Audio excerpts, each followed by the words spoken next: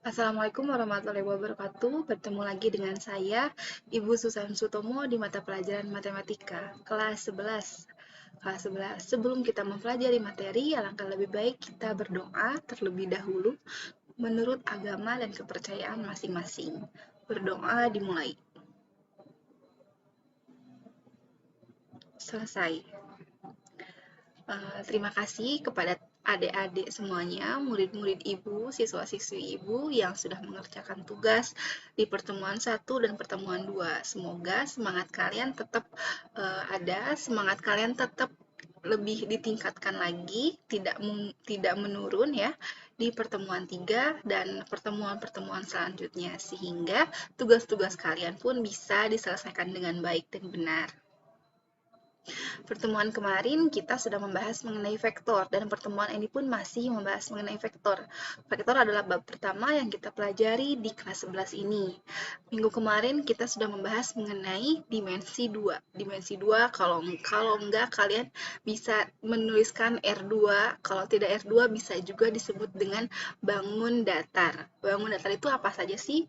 Bangun datar itu contohnya seperti persegi, persegi panjang, lingkaran, itu adalah salah satu contoh dari bangun datar ya. Nah, untuk kemarin pertemuan 1 dan pertemuan 2 kita sudah membahas mengenai komponen-komponennya, komponen-komponen bangun datar pastinya ya. Lalu ada juga modulusnya. Nah, untuk pertemuan ketiga kita juga masih membahas modulus, komponen, koordinatnya juga, tetapi bukan di R2 lagi, bukan di dimensi 2 lagi, melainkan di dimensi 3 ya, bukan dimensi yang lain.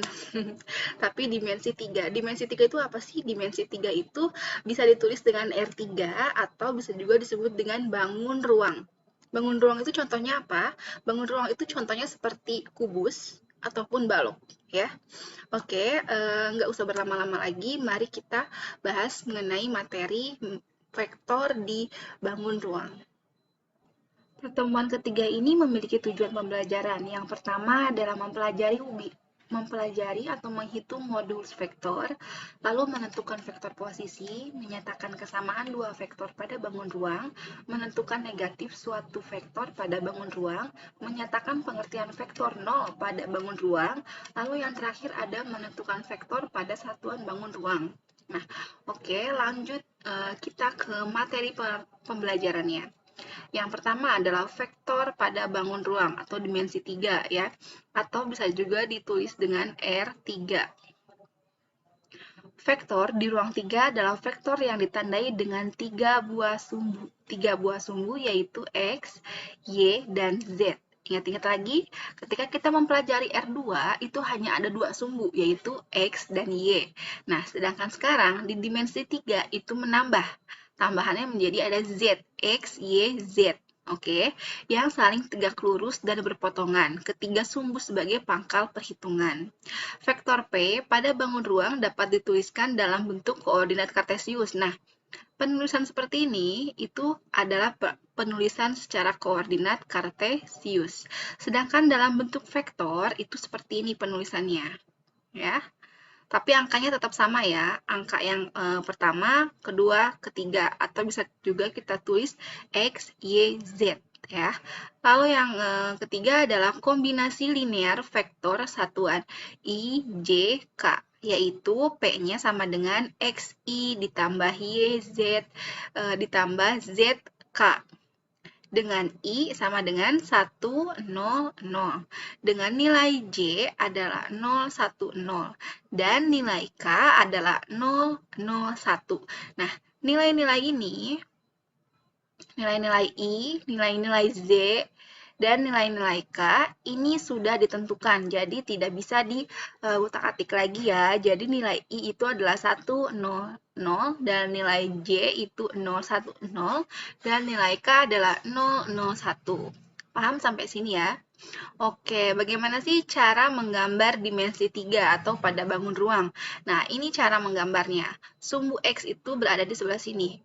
Ya, sumbu X, lalu di sini ada sumbu Y, lalu di atasnya itu adalah sumbu Z. Sumbu X ini menandakan apa sih? Sumbu Y ini menandakan pada sebuah bangunan ini menandakan yang berada pada garis depan dan garis belakang, ya. Sedangkan sumbu Y ini berada di sebelah kanan dan sebelah kiri seperti ke sini ya, sini. Lalu sumbu Z itu berada di atas lalu ke bawah, oke. Lalu untuk nilainya sendiri, nilai sumbu X apabila ke depan ke sini itu bernilai positif, ya. Sedangkan untuk ke belakang bernilai negatif, ya. Lalu untuk sumbu Y sendiri apabila ke sebelah kanan itu bersifat positif, apabila bersifat ke kiri itu bersifat negatif. Begitu halnya dengan Z, apabila ke atas nilainya positif, apabila ke bawah bernilai negatif. Seperti itu ya. Nah, dengan titik pangkal itu selalu dari O. O itu apa sih? O itu titik pangkalnya ya, titik temunya di sini. O itu koordinatnya berapa? O itu koordinatnya 0,0,0. Kenapa 0-nya ada 3? Karena sumbunya juga ada 3. Ini X, ini Y, ini Z. Paham? Oke. Lanjut ke modulus vektor. Modulus vektor adalah besar atau panjang suatu vektor.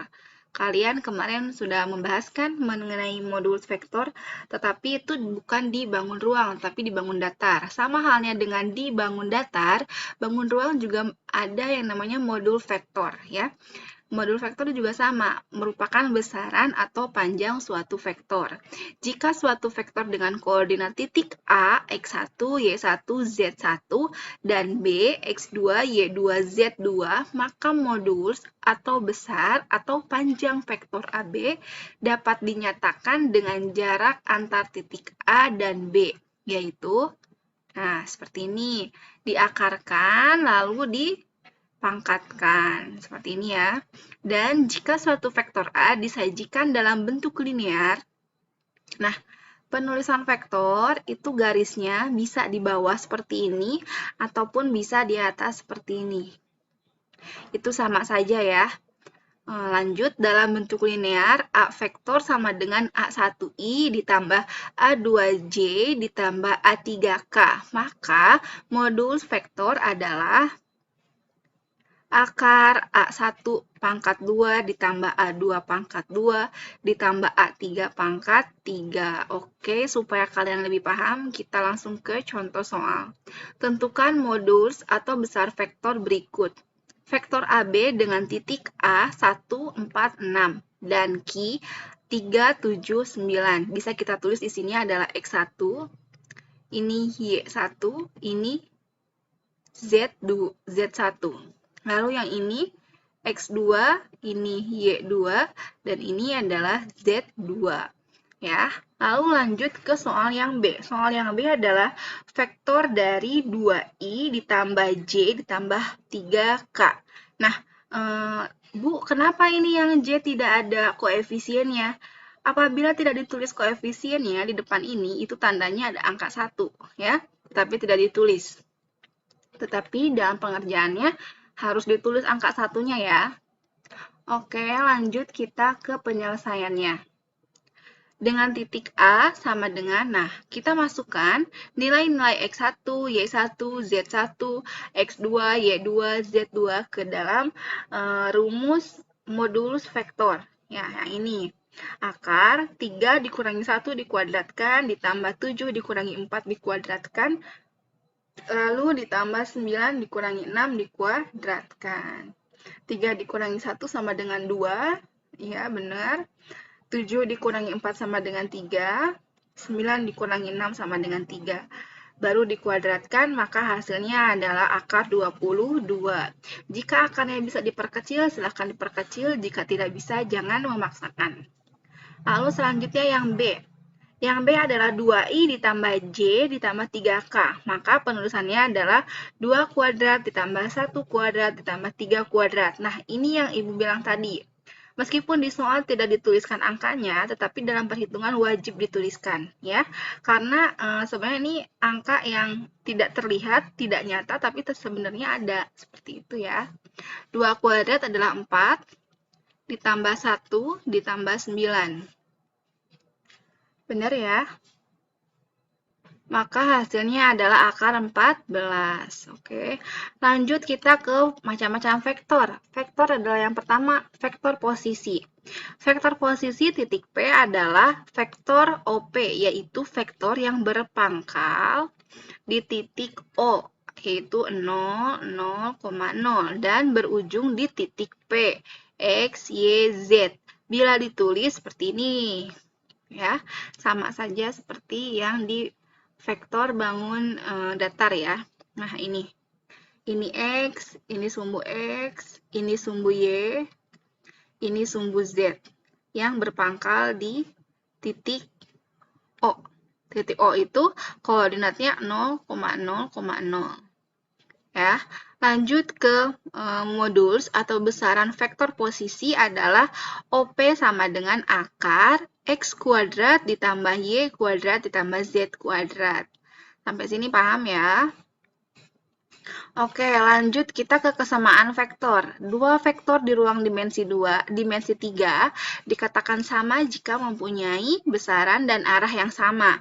Sama seperti yang lalu, apabila vektornya itu arahnya sama, ini A, arahnya ke B, lalu dari P, arahnya ke Q, itu adalah vektor yang sama ya, memiliki kesamaan vektor. Lanjut ke vektor negatif. Vektor di ruang 3 yang besarannya sama dengan vektor A, tetapi arahnya berlawanan disebut dengan vektor negatif yang dituliskan dengan negatif A.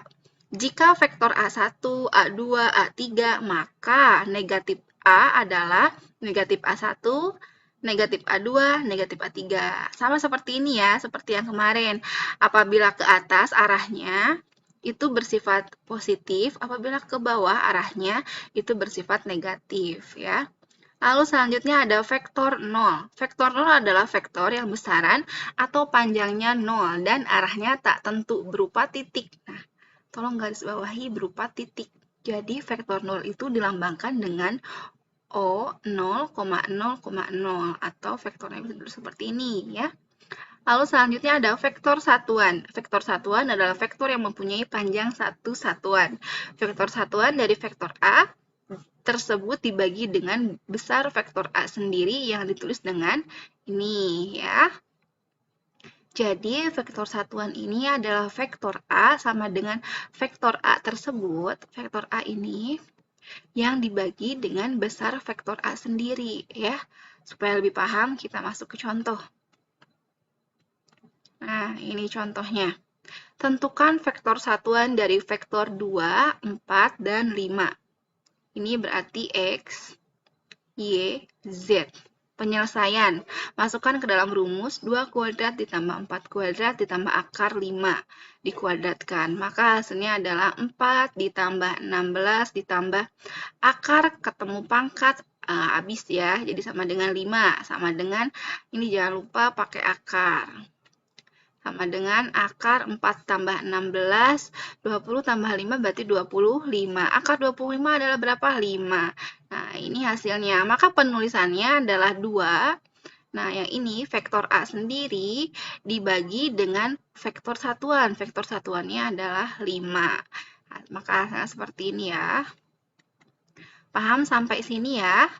Oke, di pertemuan ketiga ini ada tugasnya nomor 1 sampai dengan nomor 8. Silahkan kalian kerjakan semaksimal mungkin karena Ibu pun sudah menerangkannya semaksimal mungkin ya. Jika ada yang ditanyakan, silahkan kalian tanyakan WA Japri ke Ibu. Ya, lalu referensi Ibu dari mana nih? Referensi Ibu yang pertama ada dari buku Matematika Erlangga, ada dari modul Matematika, ada dari buku masternya juga. Kalian bisa membaca-baca ketiga buku ini supaya pemahaman kalian bisa lebih baik lagi. Seperti itu. Semoga pelajaran yang Ibu sampaikan hari ini di pertemuan 3 ini bisa bermanfaat dan kalian pun bisa menyerapnya, bisa menerimanya dengan baik dan benar. Oke, kalau begitu Ibu akhiri pembelajarannya. Wabillahi taufiq wa hidayah. Wassalamualaikum warahmatullahi wabarakatuh.